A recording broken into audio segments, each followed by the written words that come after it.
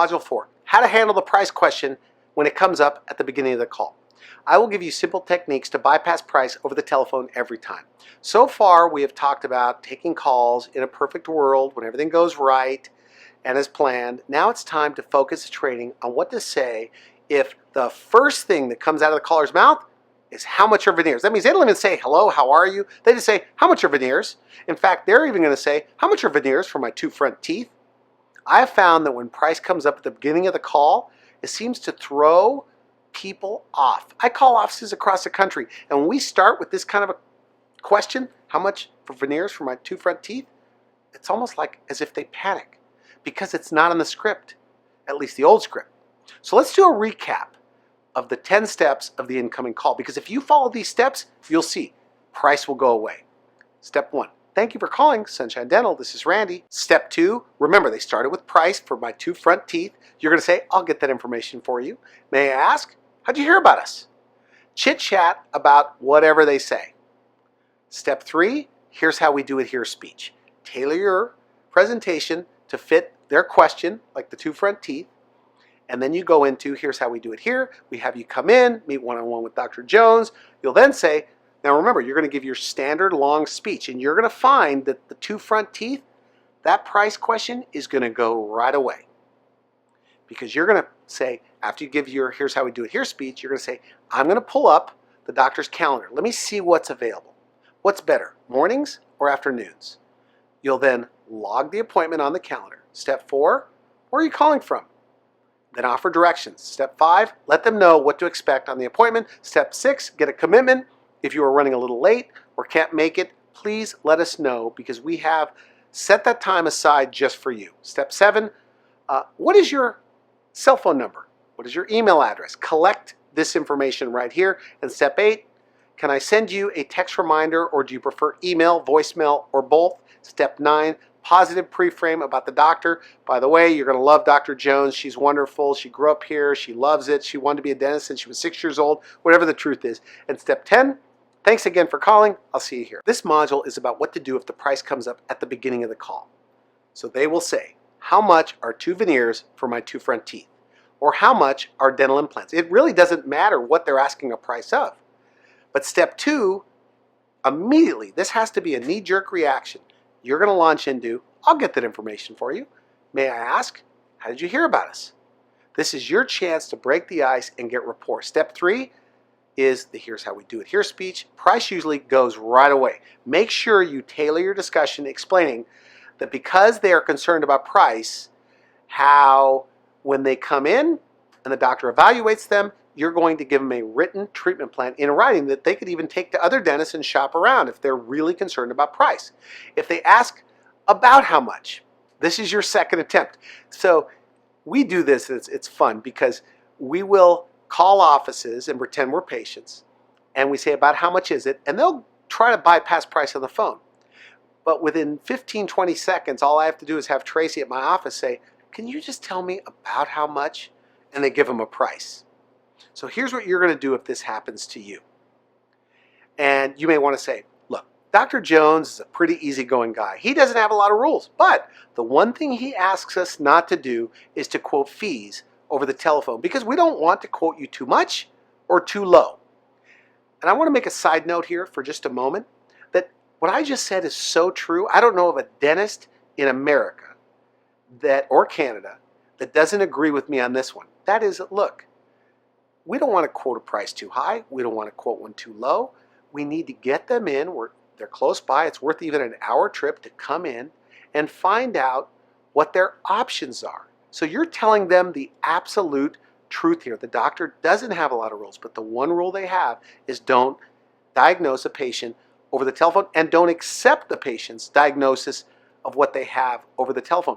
For example, that patient that said they needed 2 front veneers, maybe they just need a couple of crowns, or maybe they just need some contouring, or maybe they just need some bleaching. So just invite them in so you don't quote them too much and quote them too low. And for example, things like dental implants. How much are dental implants? You could say things like, look, there are over 40, and this is on their second attempt of how much is it, dental implants.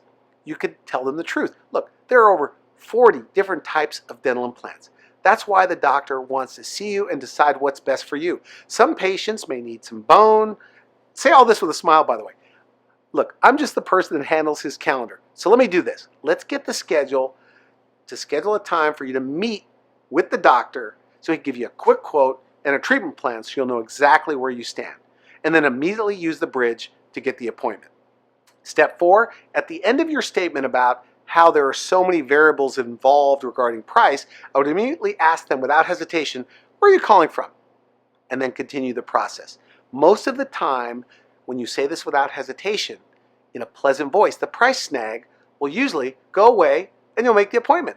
Try to avoid saying things like, we don't give prices over the phone, or it's not our policy to give out prices. Give them logical and rational reasons why it's just not that easy.